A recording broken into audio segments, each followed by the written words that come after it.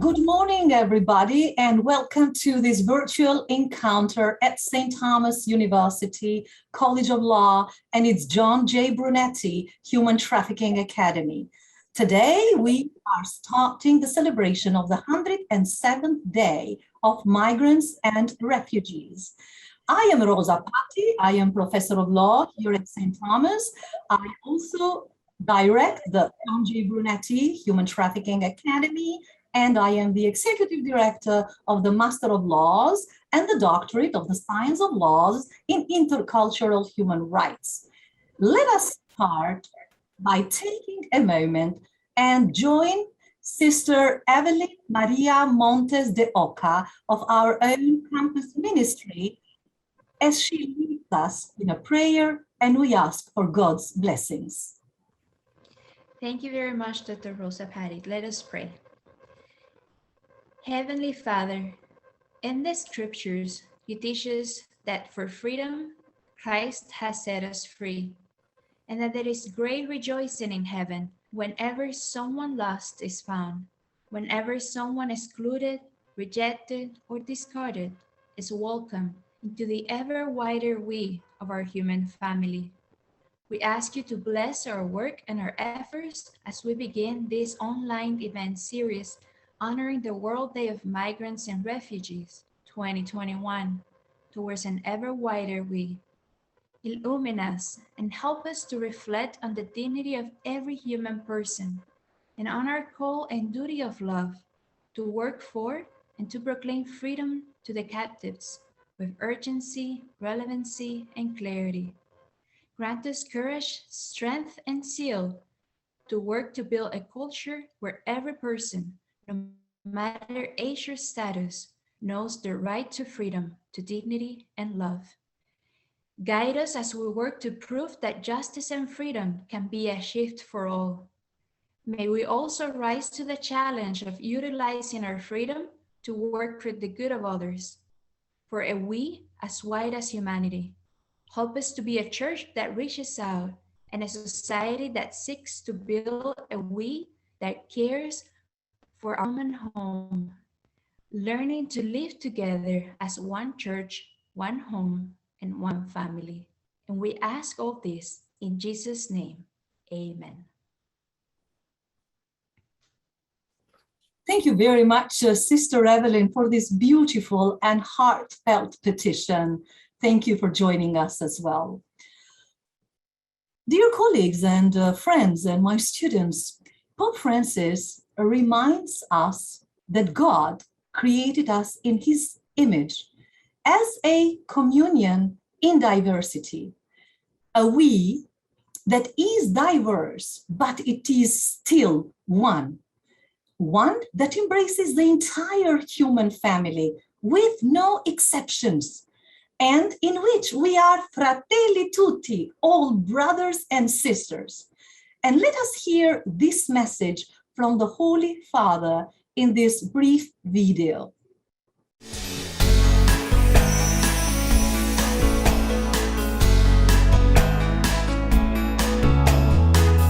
Quest'anno ho scelto come tema per la giornata mondiale del migrante e rifugiato un noi sempre più grande.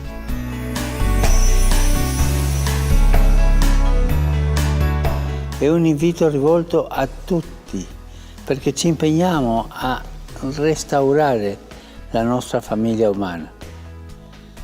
Siamo come tanti granelli di sabbia, tutti diversi e unici, ma che insieme possono formare una spiaggia bellissima, una vera opera d'arte. I'm Bishop Mark Seitz, and I'm the Bishop of El Paso on the U.S.-Mexico border. I grew up in a family of 10 children. We didn't have much, but I remember that whenever an extra mouth showed up at dinner time, we would just slide over, and my mother always made sure there was enough food for everyone. Siamo tutti sulla stessa barca e siamo chiamati ad impegnarci affinché non ci siano più muri che ci separano, affinché non ci siano più gli altri, ma solo un noi grande come l'intera umanità. God always gives us what we need to welcome another person. It's not about us and them. I found the most rewarding opportunities of my life serving here at the border. I've learned that borders can be vibrant places of encounter and welcome, encounters that enrich us. I've learned that we are all interconnected as one human family. We stand or fall together. We build walls and fences which divide us. Today, people of faith need to be bridge builders. The Holy Spirit breaks down everything that separates us, walls of poverty, indifference, and exclusion. Here at the border, and in every place of encounter with those on the margins, God is calling us to be a bridge people. God is weaving a beautiful new future at a time when many were being deported across the border. On one occasion, I felt called to cross the border to meet with families being expelled on the other side. I met an immigrant family fleeing assassination threats and death, and then I accompanied them back to the international border to stand and witness while they sought asylum again. And when we got to the border and approached the guards, the 9-year-old young child in the family, Maryem, took my hand. She was so vulnerable. I was fearful too. I discovered something about myself. I realized our destinies, hers and mine, were somehow linked. It was no longer about us and them. I felt the presence of God calling us to build a world where everyone has a place, a chance to flourish, to live with dignity. God calling us to build a world with a we as wide as humanity.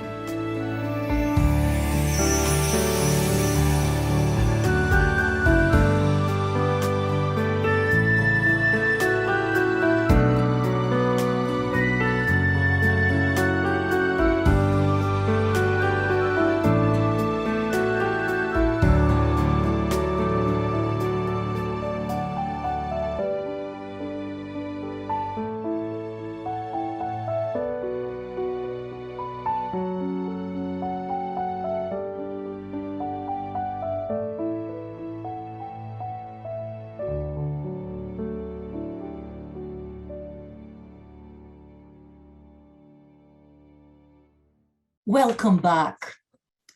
The message you just listened to comes at this point in time to serve as a teaching and a learning moment, to indicate a clear horizon for our common journey in the world, at a time when nationalism and radical individualism places the heaviest burden on those more easily viewed as others, the foreigners, the migrants, the marginalized, those living in existential peripheries, as Pope Francis reminds us. The message simultaneously invites us, all people of goodwill throughout the world, to advance together an ever wider we. For this is the only way that the human family will have the opportunity to flourish together. This day is a learning moment for us all. In this day, when thousands of migrants, mostly our brothers and sisters from Haiti, the very first Black Republic, are still in makeshift camps, tents, I should say, under Del Rio Bridge in Texas. When many more thousand desperate others, human beings, are fleeing Latin America and Central America and making it to our borders. at a time when also hundreds of thousands are fleeing Syria and Afghanistan. They are fleeing because of violence and because of unspeakable poverty, and at the same time, because of the prospects of a dark future. And there are so many more all around the world, all parts of the world. They leave their home, they leave their land, only to seek a better life for their children and for themselves. They all have one thing in common. They have lost hope in making a decent life in their own countries, in their countries of origin. So this is a learning moment for us. We cannot be indifferent, because like little Maria's destiny that took the hand of Bishop Mark Seitz, you just watched in the message, and connected the destiny. Our destinies, all of our destinies, are all linked together. They are interconnected. The message conveyed it very clearly. We stand or we fall together, and falling is not an option. So let us break the bread and share the bread together. Let us take to heart Pope Francis' teaching moment to transform borders into these privileged places of encounter. Friends, students, and colleagues, we are here today at St. Thomas University, an educational institution in the Catholic intellectual tradition, an institution which is at the top rankings for diversity, for resources for minorities. Many of our students are first-generation immigrants. Many of our students are first-generation persons in the family that get educated in college, that come for are the first ones coming in law school. I here 20 years ago came to this institution as a student. I and my family are first-generation immigrants in this great country, in this great community of St. Thomas and of Miami that embraced us and made us part of themselves. And we really enjoy here in this place we call home, this beautiful South Florida, a real life home of people from all nations, enriched by the diversity of each other's gifts, by cultural exchanges, a colorful coexistence of immense joy. And I would like that now we get a glimpse of what it means to be part of we here in South Florida. And we're gonna hear from one of my students, Maryem. Miss Maryem Reyes is a Venezuelan asylee here in the US, in South Florida, who in 2013 fled Venezuela to seek protection and security for herself and for her family. Maryem, the floor is yours. Thank you so much, Professor Patti, and thank you for the invitation to be here. I just want to share a little bit of my story. I have been in this beautiful country since 2013, as Professor Patti just said. I was welcomed into the society and made me feel like home. My heart truly desires that all refugees and migrants be welcome in their destination countries, as I was here. Everyone who leaves their homeland country has a very, very good reason. It's not easy to abandon their way of living over there in their homeland. And in my case, since 2006, I participated in different political events opposed to the government in my country of origin, Venezuela. I fight for what it was right and defend for my freedoms and my other citizens partners. Simply succumbing for the dictatorship was not an option for me. I was threatened and hindered in exercising my career, and it became impossible to support my family and myself financially. But at the end, my husband and I, our morals and ethical principles didn't fade in the face of injustice. So our participation in politics never ceased. However, the situation got worse when threats increased. We started fearing for our lives. So in 2013, more than 15 National Guards appeared at my door. They threatened me and my family with weapons, and I have to decide to save my life and my family's. So my husband and I decided to flee with our 1-year-old son, seeking for safety and security. We left everything behind: family, home, careers, property, and we ran for our lives. Everyone who has a child understands the difference between the threat to your life and the threats to your child's life. So we did not hesitate to look for a country that will guarantee that our child grows up safe and happy: the United States of America. Despite of all difficulties of the language and culture, we soon found our home here in South Florida. We quickly welcomed and guided in various organizations and different institutions that guided us in the immigration process to health benefits and to get back in our professional career through education. This country has many wonderful things, but I must admit that one of the aspects that I fell in love with was its focus on meritocracy. It provides extensive options for you to build your life according to what your goal is. Yes, it gets difficult sometimes. You must work really, really hard, and maybe even harder than those born and raised here. But your work does not fail you. With help from those I didn't know before, my neighbors, my mentor, I was able to educate myself in many areas. I managed to get specialized first as a paralegal, and now I'm finishing my career in my master in law degrees in human rights in this great institution, St. Thomas University College of Law. Naturally, the process is not easy. It will never be. But I have millions of things to be grateful for, to God and to everyone who brightened my path. It is great to be part of the we. Thank you. Thank you so much, Maryem. My name is Liza Smoker. I'm Managing Director of the Human Trafficking Academy. Dr. Patti got a little technical difficulty, but she'll be back on shortly. In the meantime, I would like to introduce you to another distinguished panelist, Mr. Kazam Hashimi. He is an Afghan SIV in the United States, and he is going to share with us a few words about his story. Thank you. Thank you very much. Thank you very much for inviting, and it's a pleasure to be here on the panel. My name is Kazam Hashimi, and I've moved to the United States as an SIV in 2015.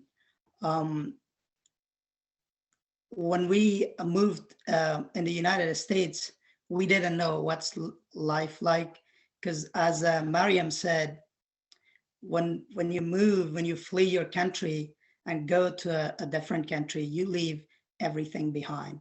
And that's what we left, our families, the country, everything. And I and my wife and my children, we had to find a way to safety. And thank to my friends who are retired veterans, Mr. Mark Smith and Brad General, who I've worked with them together in Afghanistan.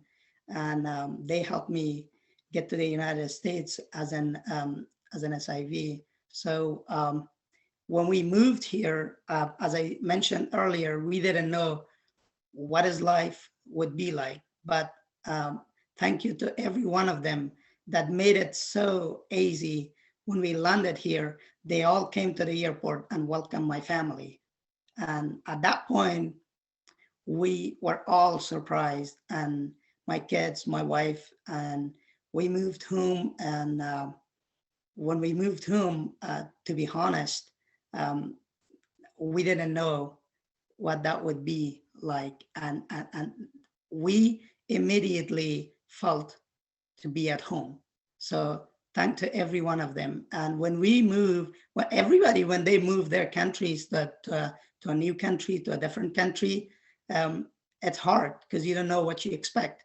But after a while, we lived in a great neighborhood, and Pittsburgh is a beautiful city, and very friendly people. And it was not, so in 2017, we actually opened our way. We got entered to Hello Neighbor, which is a great organization. And that opened a huge door to my family. And we met different people. We met different people from different society, different countries, different cultures. As I said earlier, we immediately found ourselves in the society, engaged, and felt so happy to be part of the society and start a great future for my children, for my wife, for myself. We went to colleges, and my wife started getting English classes and start a normal life. And that then when we looked at the past, that we had to flee our country because of safety. And I am so happy now that my children and my wife, everybody has a bright future. Thank you very much for inviting. Thank you very much, Ms. Reyes and Mr. Hashimi. We appreciate your testimonies coming from the heart. You gave us a lot of food for thought, and while giving us hope and confidence that we can and will dream together as a single human family, as brothers and sisters of the same earth, being co-responsible in individual and collective commitment to work towards a sustainable, balanced, and inclusive development that does not differentiate between us and them, but like those tiny grains of sand, together we restore our one human family, as Pope Francis calls on us. And I see that Dr. Patti is back, so I will give the floor back to her. It doesn't matter what part of the world you are. Internet outages do happen. We just had one in the area. Well, I am back. Thank you, Liza, for stepping in. Thank you, Maryem and Mr. Hashimi. And now we have our next learning moment, and that one is on Afghanistan. Our esteemed panelists, Professor Michael Vastine and Ms. Sloane Davidson, will be guided in the discussion by someone who believes strongly in the vision of a world without slavery, without exploitation, an amazing woman who also served as a lay missionary for a very long time in Peru. And she is Jennifer Reyes Lay, Executive Director of the U.S. Catholic Sisters Against Human Trafficking. Thank you all. Thank you everyone for being with us. And thank you, Jennifer. The floor is yours. You take it from here. Thank you so much, Dr. Pati. Thank you for inviting me to moderate this panel today. And it is my esteemed pleasure to introduce our two panelists who will join us for this conversation, reflecting particularly on this theme of an ever wider we within the context of Afghanistan. Joining us today will be Sloane Davidson. Ms. Davidson is the founder and CEO of Hello Neighbor. Hello Neighbor works to improve the lives of recently resettled refugee and immigrant families through mentorship. Their ultimate goal is to help families feel more comfortable and confident in their new lives in Pittsburgh. We just heard a great example of that by Mr. Hashimi. What originally started as Sloane inviting a Syrian family in her neighborhood to a Thanksgiving dinner in 2016 has now blossomed into a nonprofit organization that has matched 72 families from 11 different countries of origin with caring Pittsburghers to help guide and support them through events, life skills, and cultural exchanges. Currently, over 4,000 mentoring hours have been spent together. Our second distinguished panelist today that we'll be welcoming is Professor Michael Vastine. Professor Vastine joined the faculty of St. Thomas University College of Law in 2004, where he is now a tenured professor of law and director of the Immigration Clinic. He is a frequent conference speaker and author, a leader of the Immigration Bar, with extensive service within the American Immigration Lawyers Association, or AILA. From 2011 to 2020, he was elected to serve on the AILA South Florida Chapter Board of Directors, including a term as chair of the chapter. Professor Vastine's AILA national level service includes multiple terms on the Federal Litigation Section Steering Committee, Annual Conference Planning Committee, and the Amicus Curiae Committee. His impact litigation principally relates to immigration and crimes, including the lead case at the Florida Supreme Court, establishing the constitutional rights of immigrant defendants to effective representation by their criminal counsel, and multiple cases at the U.S. Court of Appeals for the 11th Circuit, delineating the immigration consequences of Florida convictions involving controlled substances. Welcome to both of you. I will begin with a question for Ms. Davidson. If you could tell us a little bit more about the role that Hello Neighbor plays in the current Afghan crisis. And in particular, if you could share what are some of the vulnerabilities that impact the Afghans that you have worked with or identified, and how that might intersect with vulnerabilities for human trafficking as well. Absolutely. And thank you so much for having me today, and to all the other distinguished panelists and guests in the audience. It's lovely to connect with you and be here. Here at Hello Neighbor, when the Afghan crisis began, our first response was to reach out to the Afghans that are living amongst us as our newest neighbors. I mean, here in Pittsburgh, we have seen what crisis and what attacks on your home look like when we lived through 1027, the terrorist attack at Tree of Life, really just down the road from our Hello Neighbor office. And so we immediately reached out to everybody, knowing that they were grieving, that they were hurt, and that they were feeling a sense of hopelessness. And Mr. Hashimi helped immensely with that. And so we started really immediately just reaching out to families and saying, what can we do? We're here for you. Sometimes in crisis, it's enough, you can start by just saying, we're here, we're your neighbors, we're not going anywhere. Very quickly, we came to think that maybe everyone would like an opportunity to get together. There had been, so much going on those first couple of days. So between Monday, Tuesday, by Wednesday, we offered up our space. We have a community space. We do gatherings really well. And so we wanted to make sure as an organization, when crisis happens, that we are keeping true to our mission, our vision, our values, and what we do well, and we gather. So we offered up our space. By that Saturday, 40 Afghan families came, it was about 120 people.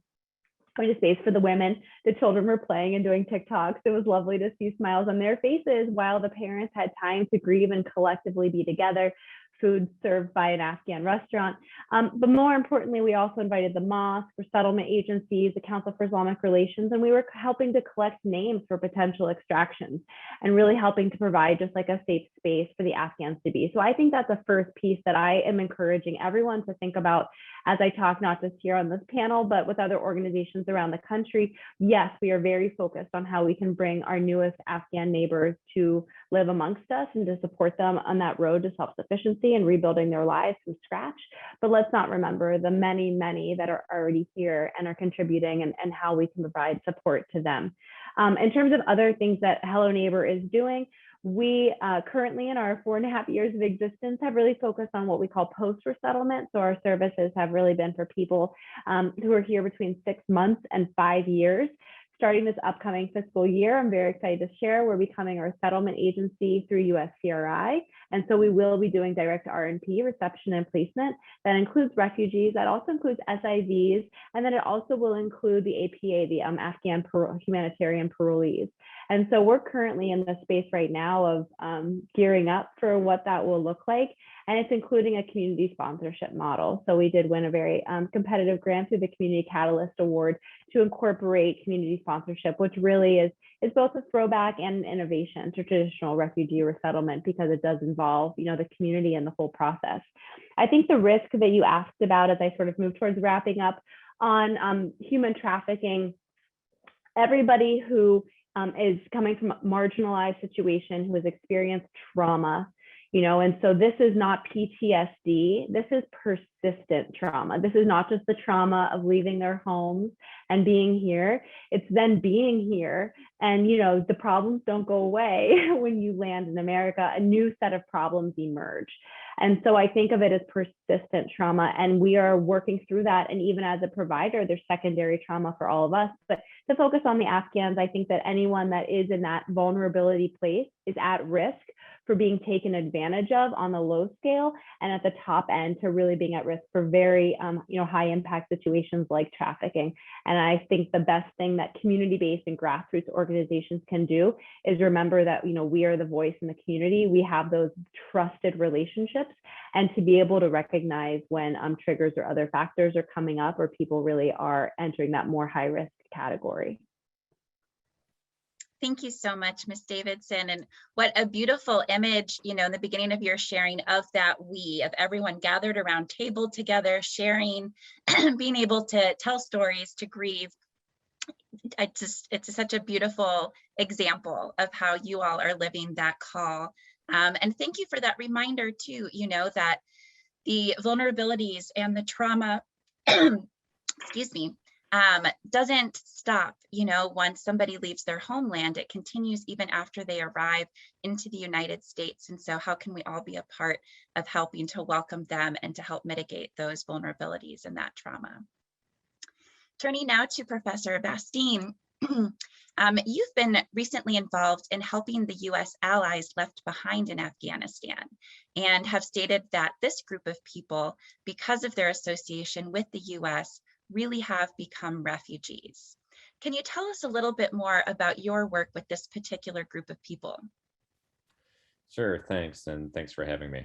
So, disclaimer right off the bat, this is a hard and difficult place to practice for someone who's used to just doing American style law, but it's inspirational for all the reasons that everyone's been talking about. So I don't exaggerate to say it's that you get a daily dose of humility working with these really talented people who have already done really courageous things, and now they're in danger because of no fault of their own, and they're relying on you either for an actual legal solution or as a sounding board while they're going through this ordeal of waiting to get out of their homeland where they're no longer safe.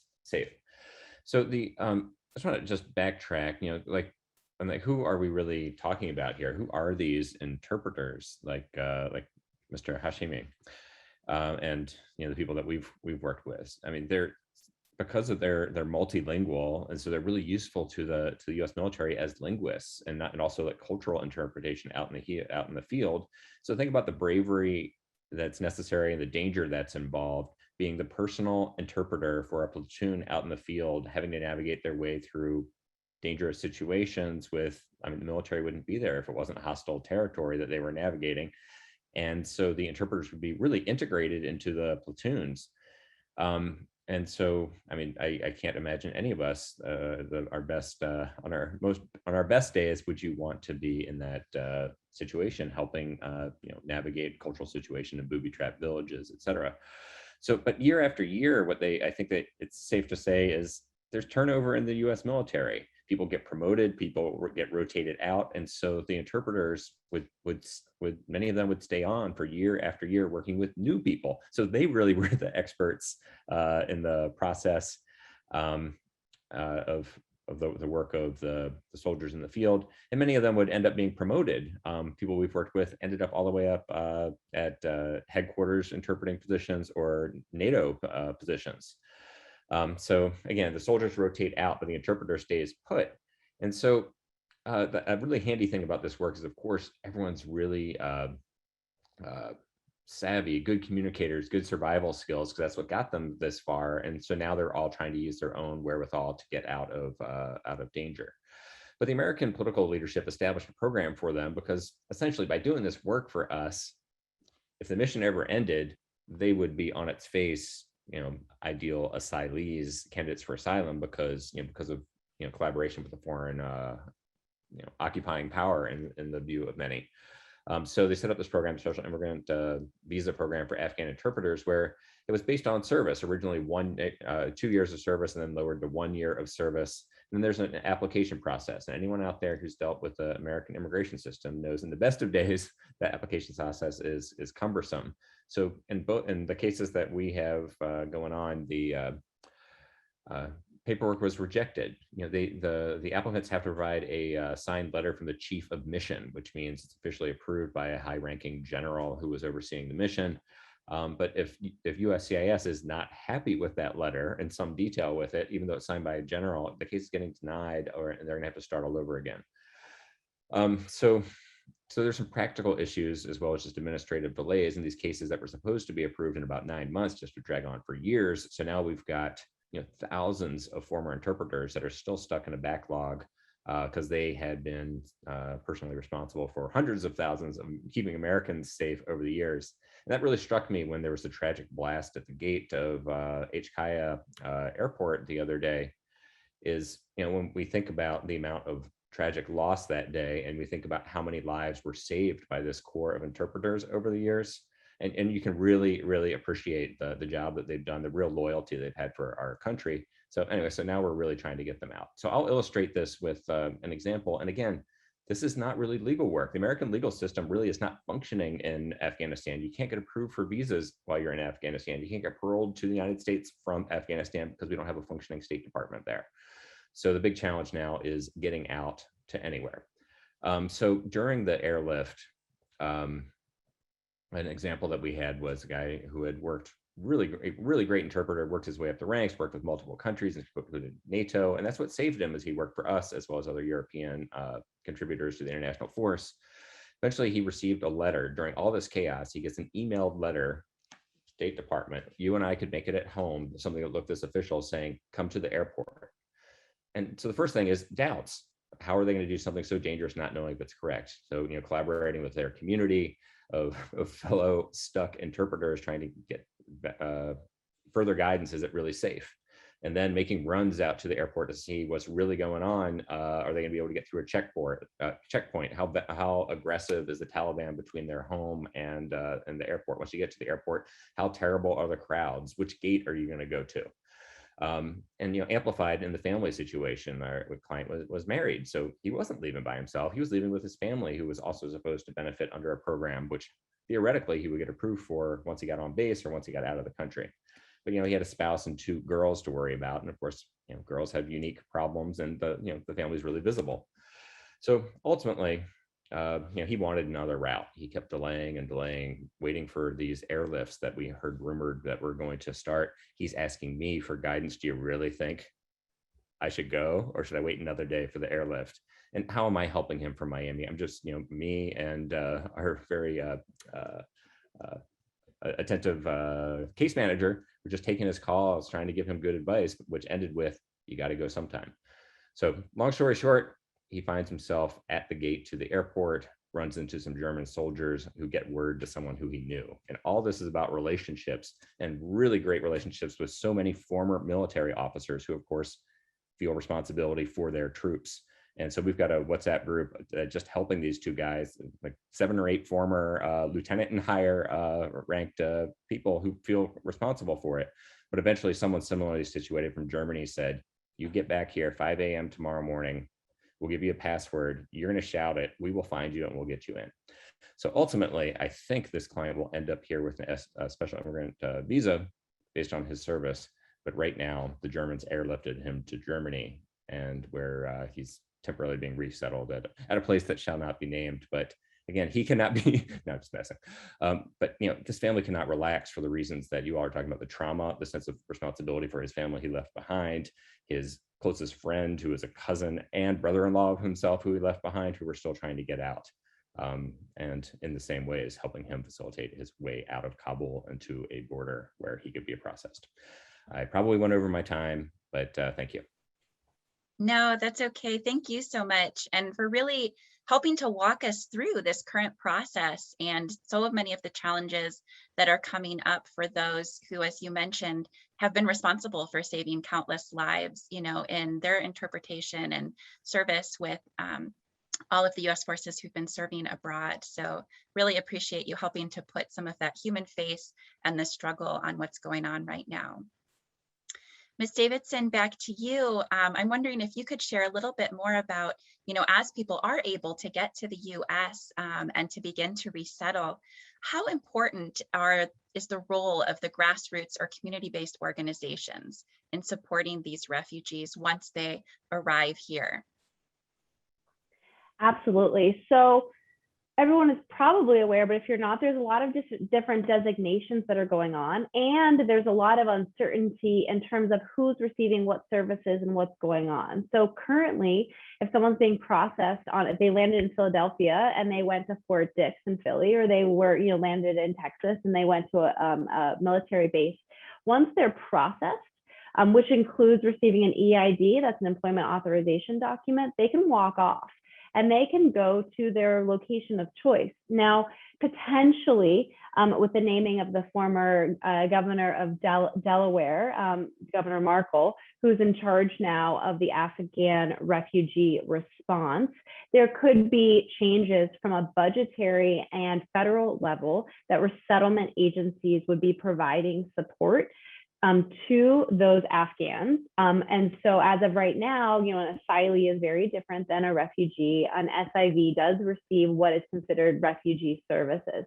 But so right now, I think the role of community-based and grassroots organizations is more critical than ever, because we are doing our work outside of federal funding. We are doing our work regardless. We have the private funding, individual, maybe corporate, but we are there. And a lot of times we are hearing first when people are moving in for secondary migration.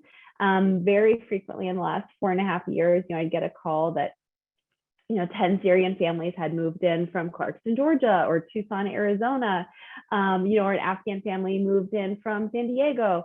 And so typically, if you're a secondary migrant, you're maybe not going through refugee resettlement. You don't have an RNP 90-day period. You don't have opportunities for match grants or other kinds of federal programming.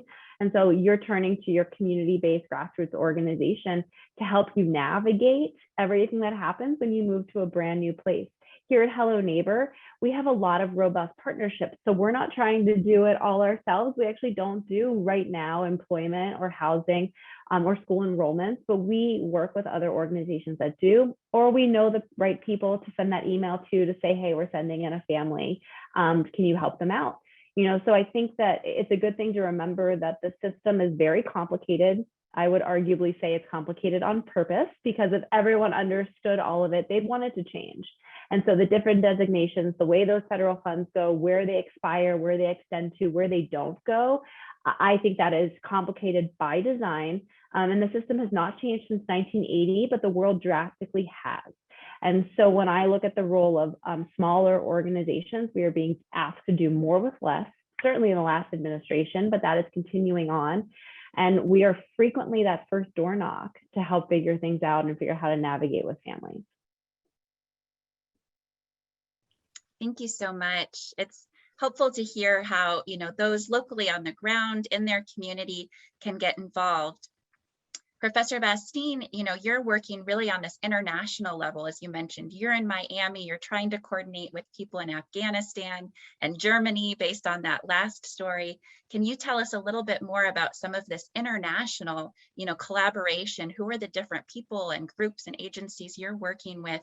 Because we know that this ever wider we extends beyond our own local community. It's really this international community that's trying to come together. Okay, so I'll just give you a couple concepts and try to be swift. So the basic problems we run into are fundamental immigration law concepts, that a person has a right to depart from their country, they have a right to return to their country, they have right to proof of their citizenship, and of course, the people have right to refuge elsewhere if they can get there, and that really becomes the problem. Some of the family we're still working with now, they're going to get split because one of the nuclear family members doesn't have a passport, and they're not going to be able to get a passport. They can't get proof of who they are, and even though they're entitled to it under international law principles, and that just escalates the heartbreak of this sorts of work. But in order to be a refugee and be resettled, they've got to get outside their country, deal with the UNHCR, get designated to go to a foreign country, if they can get to another country, they can apply for asylum under that country's asylum process, course, it's really hard to get here. Even lots of people want to, they feel entitled to get here. But if you're in Afghanistan, it's awfully hard to get to an airport that will connect you to the US if the US isn't helping you. So again, big problem getting out. So to illustrate our problem today, we believe our clients may have visas that could get them to Pakistan, but the cost of getting there is prohibitive. But if they could get there, they could. That would be step one in dealing with another agency ending up here.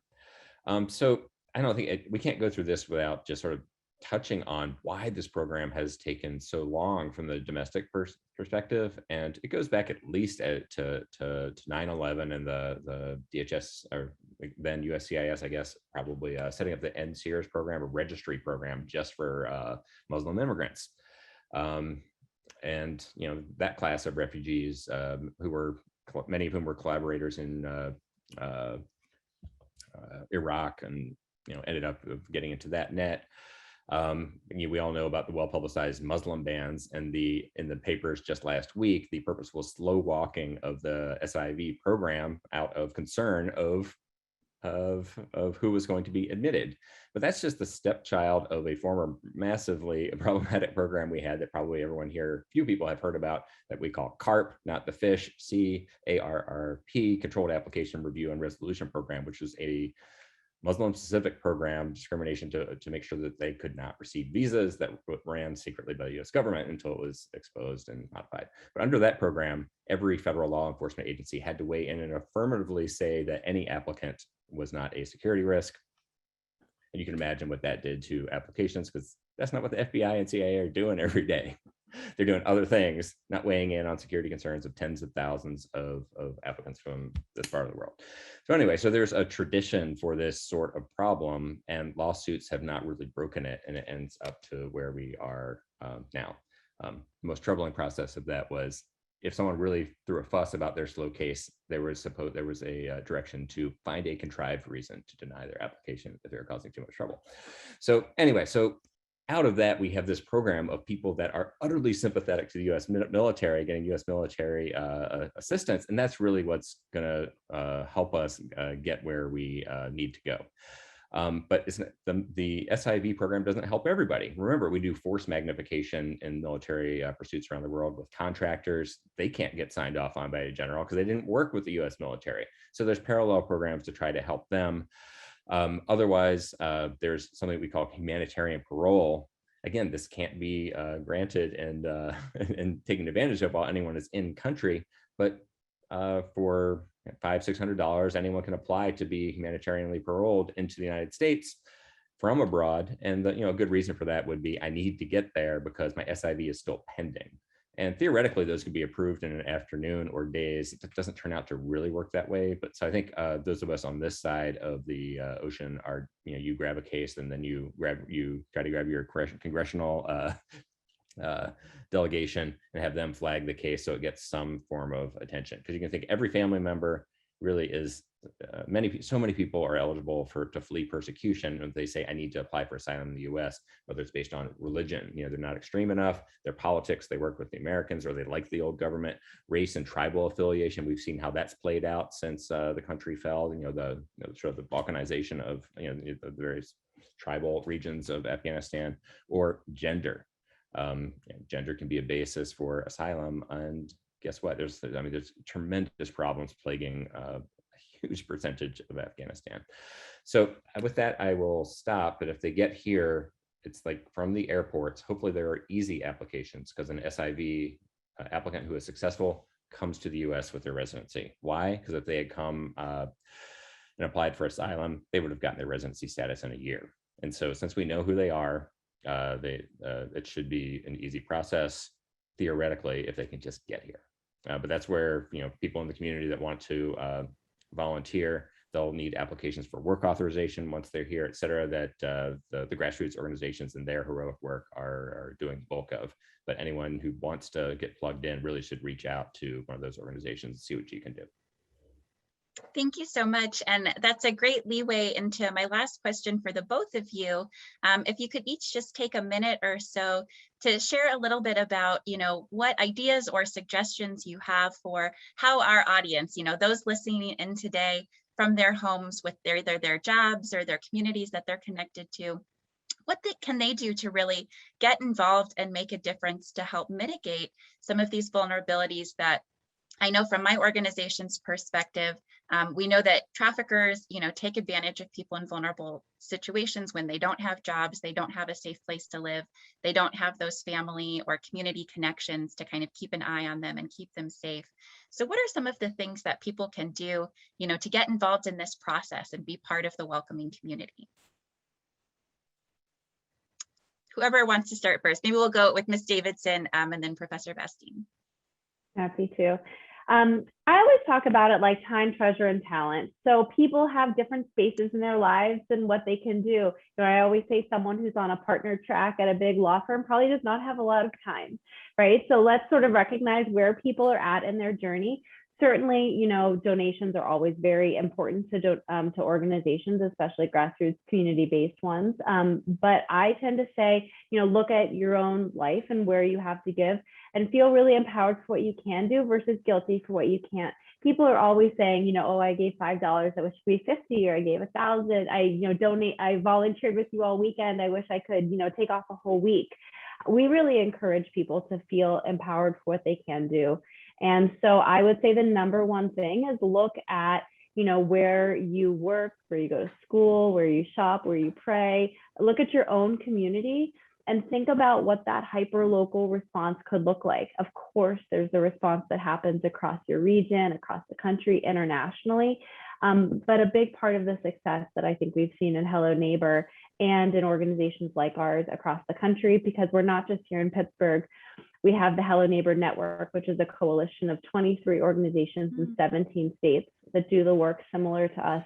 And so I'm speaking not just on behalf of my home here in Pittsburgh, but really across the country. And what we see is that change happens right at home. And so, and we think a lot about how we're bringing dignity and humanity and respect. So, someone is not just a refugee, they're a father, they're a brother, they're a sister, a wife, they're a soccer player, maybe they were a pharmacist. People have other identifications. And so we work really hard at helping people to come back to that place. And so that means sometimes we'll take the, use donations of what that is, but not always. We are not here to just, take everything that is offered. And so I would really encourage people to think about, what they can provide, be it the time and expertise that they have, donations if that helps, time certainly, but think about something you can do in your own local community. And there is a lot that is to be done. And I'll also just say sort of in closing that we certainly need people to help today and tomorrow. But what we anticipate, not just with the Afghan crisis, but there's 73 million people displaced around the world every single day. The amount of people that are displaced every single day could fill a professional baseball stadium. And so just picture that every single day around the world, people that are forced to flee. Only a few conflicts really make it into the news cycle, but they're happening all around the world. And so we need you today and tomorrow, but we'll need you in the years to come. And this is something that we all really have to be in together in order to rebuild communities and to support our newest neighbors and really aspiring Americans on their journey. Thank you. Thank you so much. Professor Vastine, what can people do at home? I think having the right perspective that we've been talking about for the last hour is, a refugee is not a problem, as we're see from our co-panelists today and what we're trying to shed light on. These, talented people or any person always wants to do well for themselves, and helping them bridge the first couple of days when they have come from having something to having nothing. Well, anyone can help with that. I think that the biggest issue is reminding people that it's not really hard to care, and everyone can share in the lift a little bit. You might not ultimately be part of the solution, but you're part of the universe of solutions that's attempted, and that's I think that's a wonderful thing, and I hope that the community that's heading our way knows that what awaits them within our national values. Thank you so much. And I'd like to go back to the two voices we heard from earlier in the presentation today, Ms. Reyes and Mr. Hashimi. If each of you would also like to share a final thought with those listening today, what do you think is most important for people to remember walking away from this panel today? Ms. Reyes? Yes, the first thing that I will mention and suggest is maybe just to be patient and to be kind to themselves, because it's a long process and probably they feel hopeless. They feel that everything is upside down, but there's multiple people and organizations willing to help. It just takes time. So you will be there. You know that you will be there. Just be patient. Thank you so much. And Mr. Hashimi, any final words for those listening in today? What should they remember? Oh, Mr. Hashimi, I think you're still on mute. There you go. Thank you. I think today we remember that, as Ms. Tracy said, that everybody has to be patient. There's always a light at the end of the tunnel. However, with that being said, as Ms. Davidson said, there are a lot of people around the world that will be displaced every day.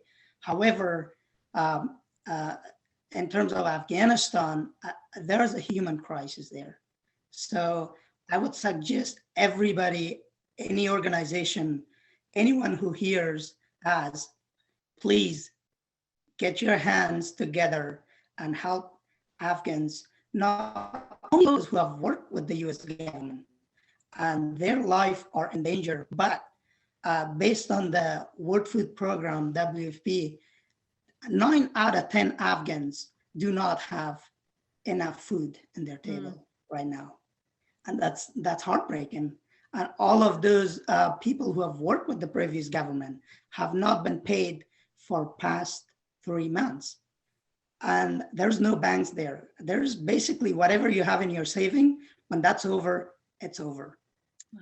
So I would suggest everybody who hears us, who are in our panel here, thank you very much for your help. And please keep Afghans in your prayers and help them as much as you can. And everybody around the world. Thank you.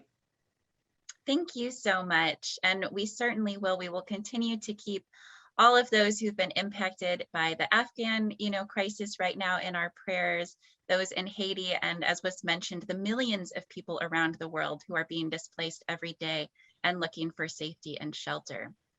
Thank you all so much for sharing your wisdom. Thank you for the incredible impact you're all having in your communities and internationally. I'm grateful for your good work. Thank you for joining us today. I would now like to turn it over for final words from Lisa Lundgren, who is with the USCCB Office of Migrant and Refugee Services. Lisa? Thank you so much, Jennifer. Hello, everyone. And on behalf of the U.S. Conference of Catholic Bishops, Migration and Refugee Services, I just want to really thank all of you in the audience for being with us here today. By joining us in honor of the 107th World Day of Migrants and Refugees, you are truly being present to Pope Francis's invitation to advance toward that ever wider we. Now we know that many, if not all of you, are already in the trenches, advocating for and accompanying the men, women, and children who arrive to our country each year in search of safety, stability, well-being, and a brighter future.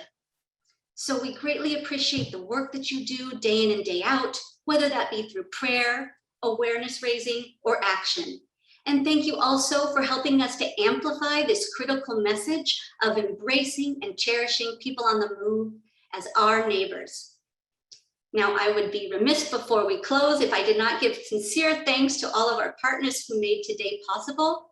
I would like to thank the John J. Brunetti Human Trafficking Academy for hosting this webinar, the U.S. Catholic Sisters Against Human Trafficking, who are co-hosts and whose executive director has been our wonderful moderator.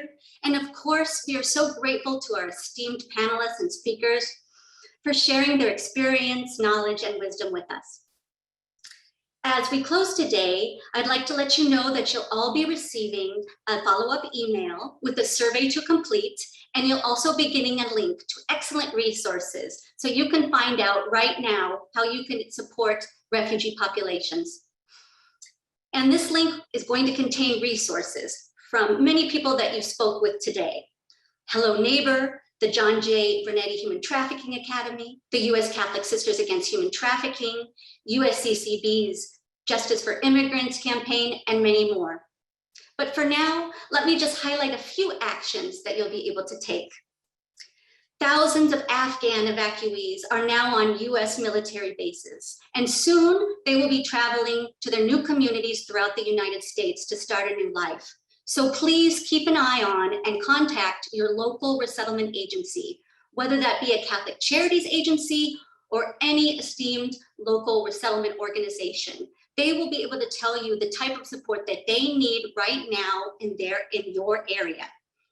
Also, help us to continue the conversation through social media. We know how powerful social media is to amplify our message.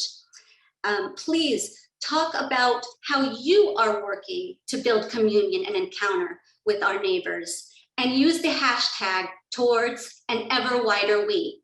Last but definitely not least, I invite you all to sign up for the John J. Brunetti's Human Trafficking Academy's next online certification program, which will look at human trafficking through the lens of healthcare. Please go to their website, learn more about it, and sign up. Again, it's online certification and begins October 18th.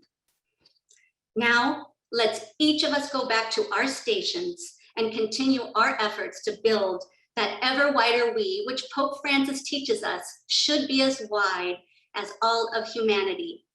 Thank you. God bless to each and every one of you. And until next time.